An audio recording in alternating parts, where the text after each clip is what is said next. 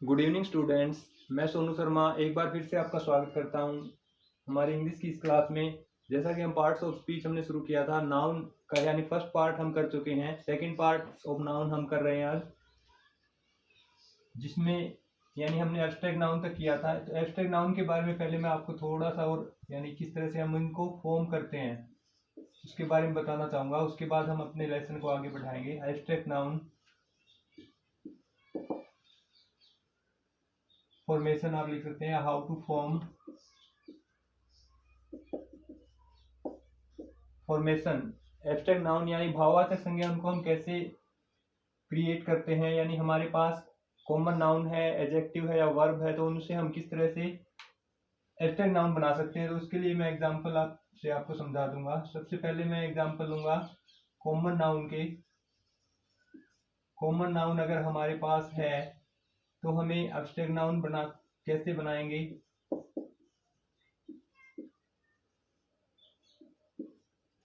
यानी common noun से यहाँ पे हमें एब्स्ट्रैक्ट नाउन बनाना है। यहाँ पे मैं लिख रहा हूँ एडजेक्टिव है हमारे पास, एडजेक्टिव शॉर्ट में लिख रहा हूँ मैं। तो इससे हम एब्स्ट्रैक्ट नाउन कैसे बनाएंगे।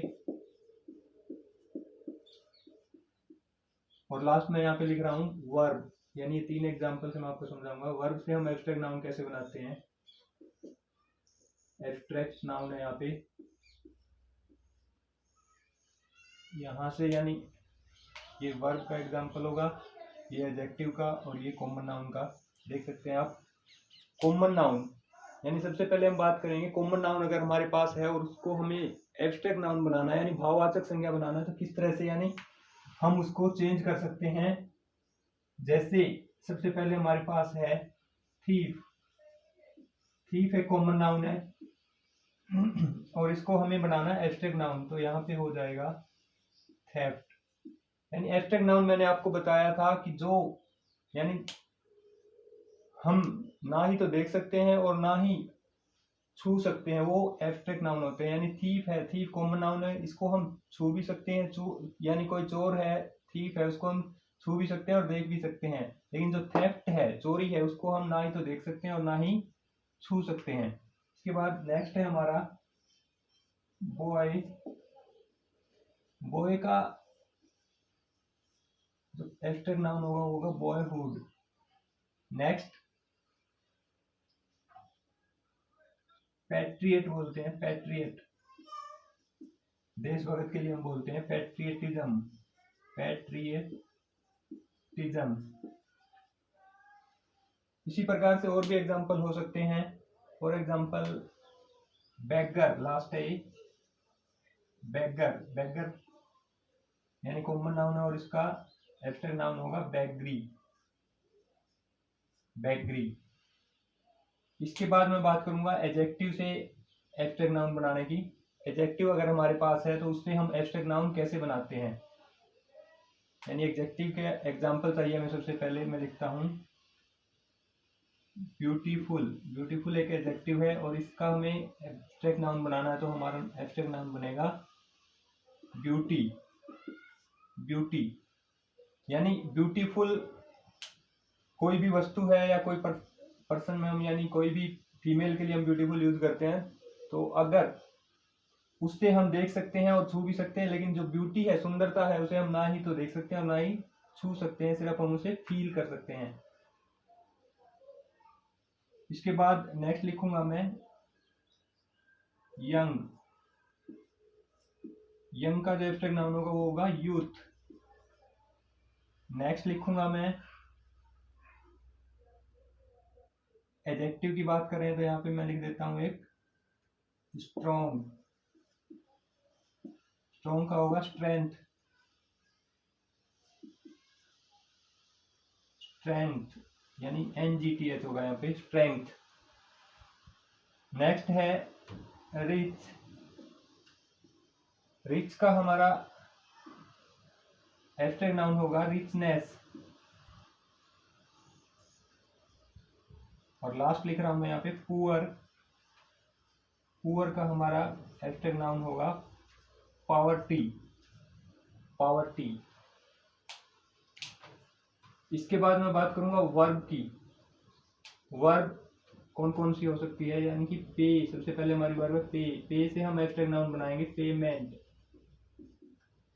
यानी ये पहचान है जिस भी वर्ड के लास्ट में मेंट होता है, TION होता है या नेस होता है, वो सभी, जैसे यहाँ पे नेस था, उनको हम नाउन बोलते हैं। पे के बाद मैं लिखूंगा नरेट, ये भी एक वर्ब है। नरेट, नरेट से हो जाएगा नरेशन।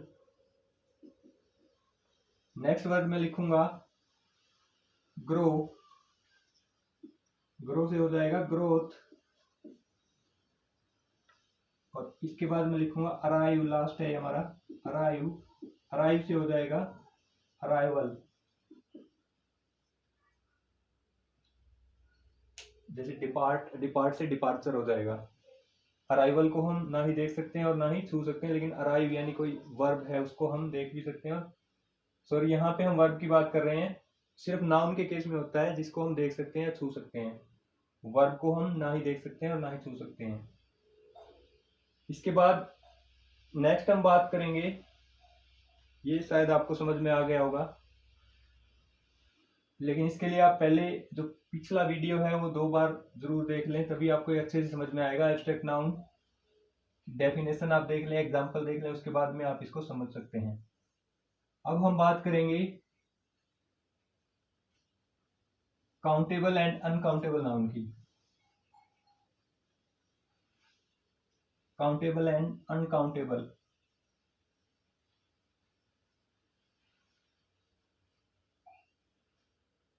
सबसे पहले हम बात करेंगे काउंटेबल नाउन।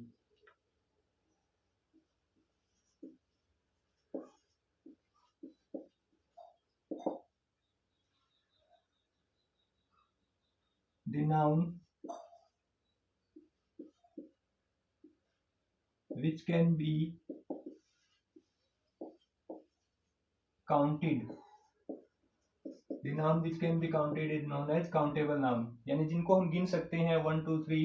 जैसे मार्कर है यहाँ पे मेरे पास 1 मार्कर, 2 मार्कर, यानी 2 मार्कर है मेरे पास, 1 पेन है, इनको हम गिन सकते हैं 1 2 3 के फॉर्म में, यानी नंबर्स में हम जिनको गिन सकते हैं वो होते हैं हमारे countable noun. For example pen, boy, elephant,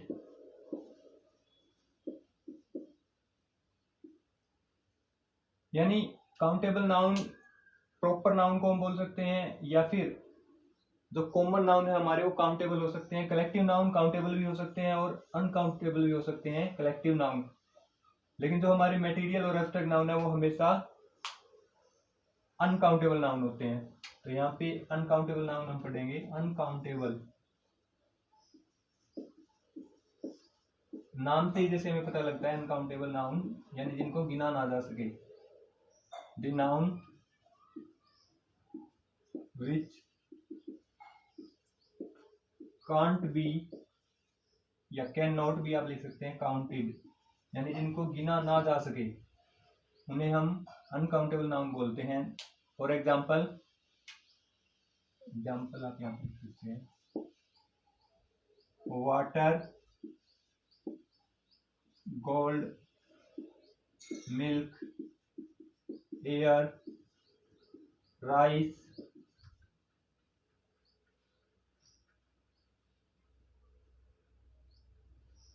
etcetera.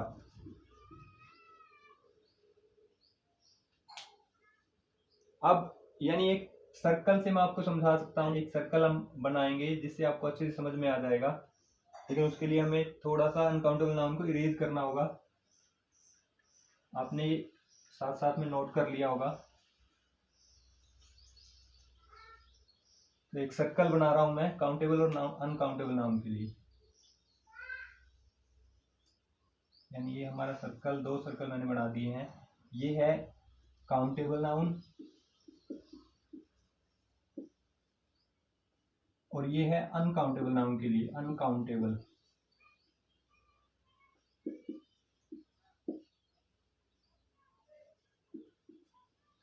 Uncountable noun के लिए, और ये जो बीच का यानी पोर्शन है, दोनों, यहाँ पे हम दोनों का यूज देखेंगे। तो काउंटेबल की बात करें हम, सबसे पहले इसके अंदर हम यूज करते हैं फ्यू, या फिर एफ यू हम बोल देते हैं, एफ यू। इसके अलावा हम बात करते हैं काउंटेबल में मैनी, यानी हम जिनको गिन सकते हैं उनको मैनी से गिन सकते हैं, या फिर यानी नेगेटिव में भी हो सकता है, नॉट मैनी। तो ये हमारे पास फ्यू और मैनी मिलेंगे काउंटेबल नाउन में। अनकाउंटेबल की बात करें तो हमारे पास फ्यू की जगह होगा लिटल या ए लिटल, और मैनी की जगह हमारे पास होगा मच, हाउ मच, नॉट। यानी जो हमें हाउ मच का जवाब देगा वो होगा हमारा अनकाउंटेबल नाउन, और जो हाउ मैनी का जवाब देगा वो हमारा होगा काउंटेबल नाउन। इसके अलावा जब दोनों की हम बात करते हैं तो यहाँ पे हमारे पास होगा all, some, most, a lot of और नन, नो और नन हम बोल सकते हैं, नो और नन। यानी ये हम दोनों में यूज कर सकते हैं। ऑल का यूज हम काउंटेबल के लिए भी कर सकते हैं, अनकाउंटेबल के लिए भी कर सकते हैं। सम का यूज भी इसी तरह से हम सम वाटर, सम पर्सन या सम कॉइन्स, इस तरह से हम यूज कर सकते हैं। मोस्ट का यूज भी दोनों केस में होगा, काउंटेबल और अनकाउंटेबल में। a lot of मनी जैसे हम बोल देते हैं अनकाउंटेबल के लिए, और a lot of students, a lot of numbers, यानी इसके लिए काउंटेबल के लिए और अनकाउंटेबल के लिए दोनों के लिए हम a lot of का यूज करते हैं। इसके बाद है नो और नन, यानी नेगेटिव सेंस में हम नो और none, no water, there is no water in the jug, इस तरह से हम यूज कर सकते हैं। There is no student in the class, तो दोनों के लिए हम इनका यूज करते हैं। तो इस तरह से आपको यानी अच्छे से समझ में आ गया होगा। अब यानी कुछ और एग्जांपल से मैं आपको समझा सकता हूं, जैसे यानी जो मुश्किल होते हैं, बच्चे कंफ्यूजन होती है बच्चों को, वो मैं आपको बता रहा हूँ। स्टार, हेयर, मनी, ये इस तरह के वर्ड है जिनमें बच्चों को बहुत ज्यादा कंफ्यूजन होती है। एक बात मैं आपको बता चुका हूँ, अनकाउंटेबल होते हैं हमारे मटेरियल और अब्स्ट्रैक्ट नाउन है वो अनकाउंटेबल होते हैं। कलेक्टिव नाउन है वो काउंटेबल भी हो सकते हैं और अनकाउंटेबल भी हो सकते हैं। प्रॉपर और जो हमारे कॉमन नाउन है वो हमेशा काउंटेबल होते हैं।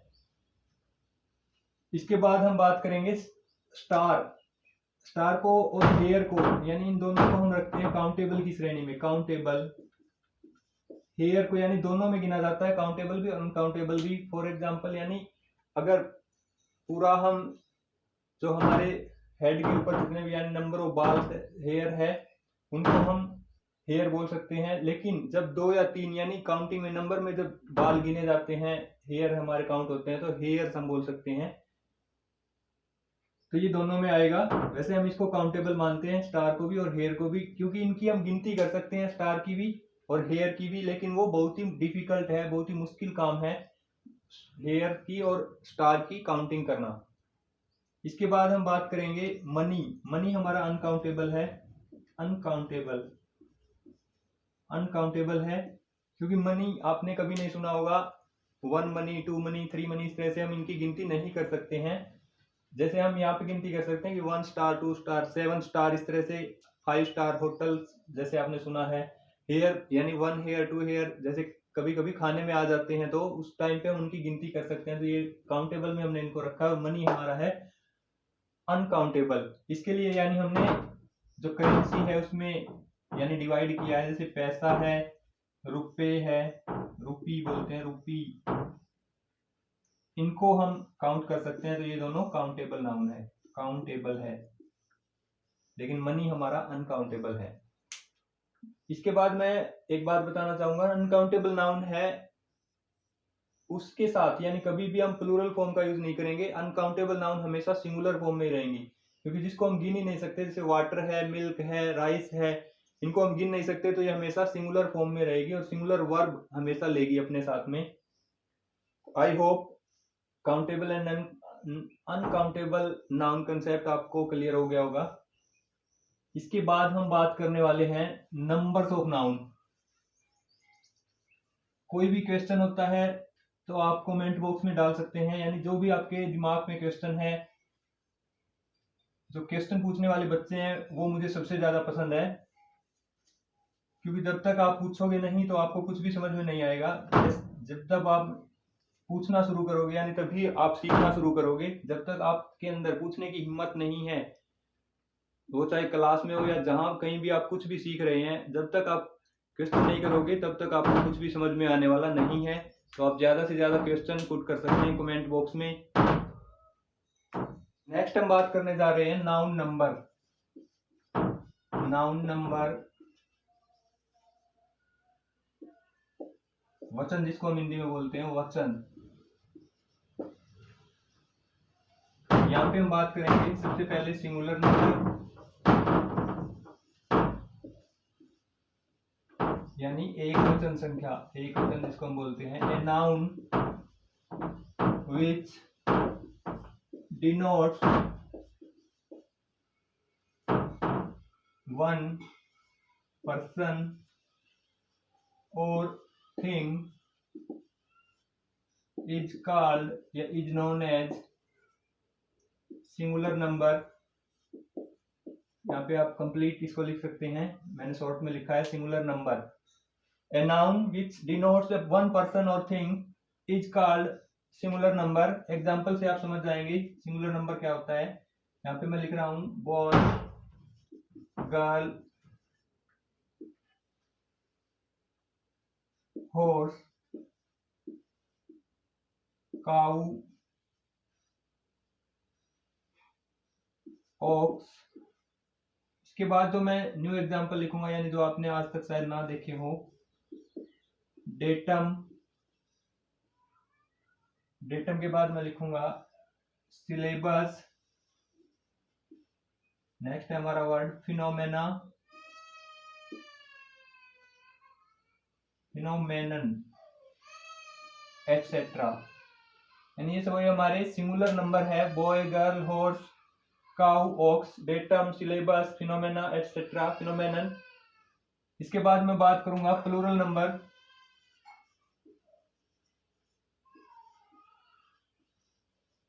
Plural number a noun which denotes more than one person or things, more than one persons or things is called plural number।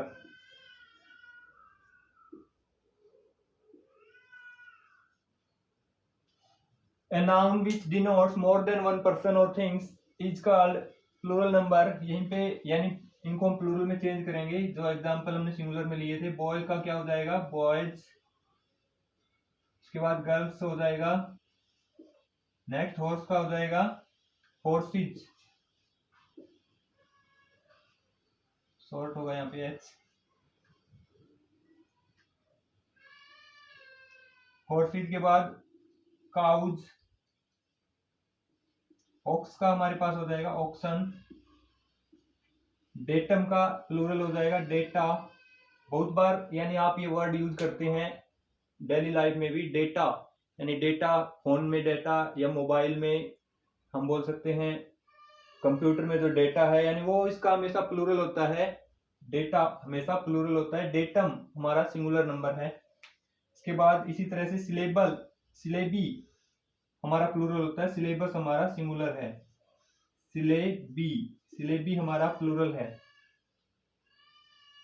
और लास्ट है हमारा फिनोमेनन का हो जाएगा फिनोमेना, फिनोमेना। यानी बच्चे जो छोटी क्लासों के बच्चे हैं वो सोचते हैं कि जो वर्ड होता है उसमें कुछ ना कुछ ऐड करने के बाद हमारा जो नाउन है वो प्लूरल होता है, लेकिन ऐसा नहीं है। इसलिए मैंने ये एग्जांपल दिए हैं लास्ट के 3। यानी यहाँ पे जो वर्ड है ये 5 लेटर में है, लेकिन इसका जो प्लूरल है वो 4 लेटर में हो गया है। इस तरह से यानी लास्ट के 3 वो छोटे होते जाते हैं। तो ऐसा जरूरी नहीं है कि कुछ ना कुछ ऐड करने से ही हमें प्लूरल मिलेगा, कुछ यानी उसमें से सब्ट्रैक्ट करने से, घटाने से भी हमें प्लूरल नंबर मिल जाता है। तो ये आपको अच्छे से नंबर समझ में आ गए होंगे, सिंगुलर और प्लूरल। इसके बाद मैं बात करूंगा gender, noun gender.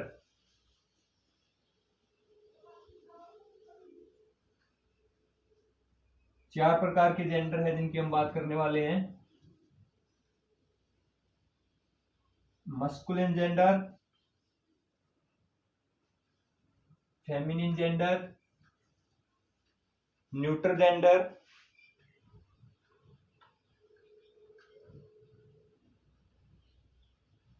And common gender. यानी सबसे पहले जेंडर की हम यहाँ पे बात कर रहे हैं। जेंडर का मतलब होता है लिंग। तो सबसे पहले मैं बात करूंगा मस्कुलिन जेंडर,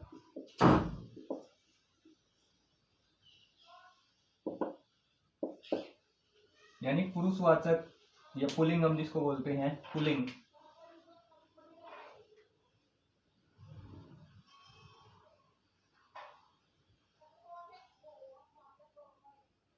नेम्स ऑफ, या दी नेम्स ऑफ हम लिख सकते हैं, the names of male species is called masculine gender.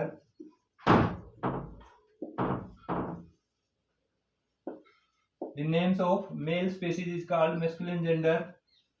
Example से आप समझ सकते हैं, बॉय, हॉर्स। इसके अलावा मस्कुलिन जेंडर में यानी हम ले सकते हैं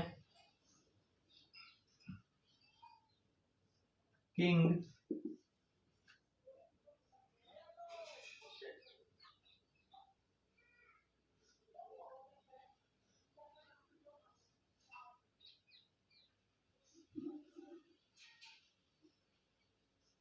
boy, horse, king, uncle, etcetera.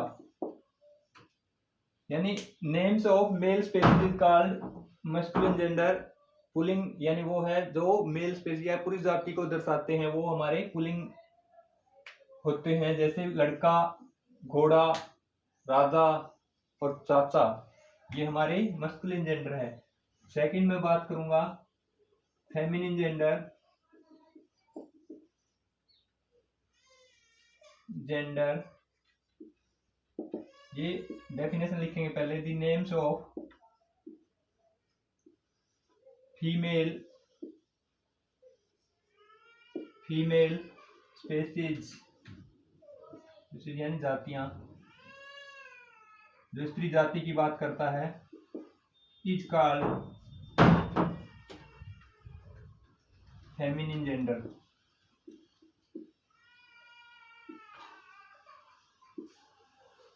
Example हम लिखेंगे, यानी उन्हीं को हम चेंज करेंगे।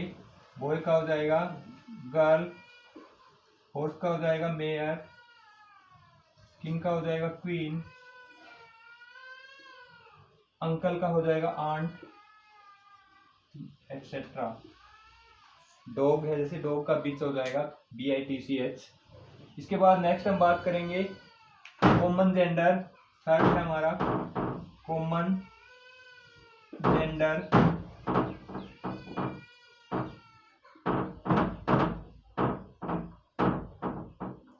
उभयलिंग जिसको हम बोलते हैं, उभयलिंग। उभयलिंग यहाँ पे हम बात करेंगे ए नाउन विच denotes either gender.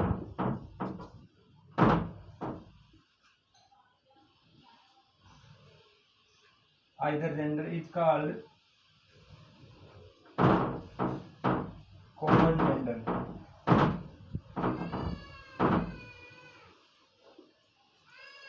यानी जो संज्ञा दोनों सेक्स को, यानी दोनों जो लिंग है उनको दर्शाती है। आइदर जेंडर की जगह यानी आप यहाँ पे सेक्स भी लिख सकते हैं, आइदर सेक्स। जेंडर नहीं होगा क्योंकि जेंडर 4 प्रकार के होते हैं, तो यहाँ पे आप सेक्स लिखेंगे तो ज्यादा सही रहेगा। A noun which denotes either sex is called common gender. यानी उनको हम हिंदी में उभयलिंग बोलते हैं।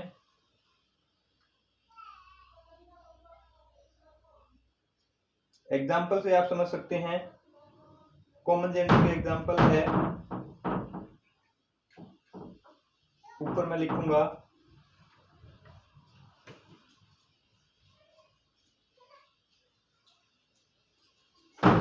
जो दोनों यानी लिंग को दर्शाते हैं, मस्कुलिन और फेमिनिन दोनों को दर्शाने वाले हैं, उनके एग्जाम्पल में लिख रहा हूं। Student,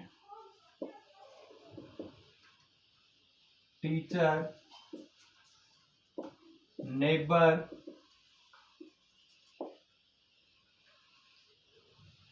doctor, etcetera. यानी यहाँ पे हमने उभयलिंग कॉमन जेंडर है उसके एग्जाम्पल लिखे, student, teacher, neighbour, doctor, servant, जितने भी है इनको हम बोलते हैं, यानी जो दोनों मेल भी हो सकता है वो फीमेल भी हो सकता है, उनके लिए हम बोलेंगे कॉमन जेंडर। लास्ट हम बात करेंगे न्यूट्रल जेंडर। न्यूट्रल जेंडर नपुंसकलिंग जिसको हम बोलते हैं, न्यूट्रल जेंडर लास्ट है हमारा ये neutral gender.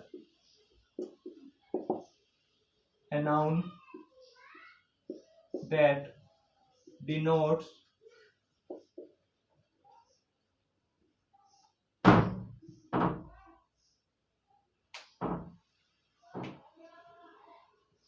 non-living things is called neutral gender.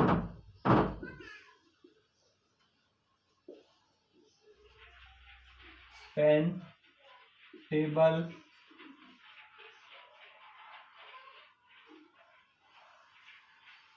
Neutral gender में यानी मटेरियल नाउन है, जितने भी एब्स्ट्रैक्ट नाउन है उनको भी हम यहीं पे रखते हैं।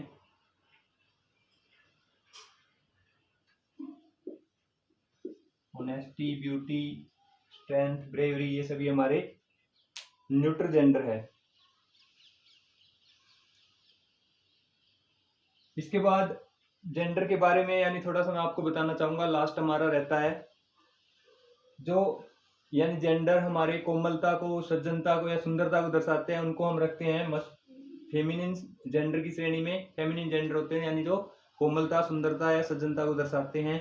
For example earth, moon, autumn, autumn यानी जो ऋतु है हमारी, पतझड़ ऋतु।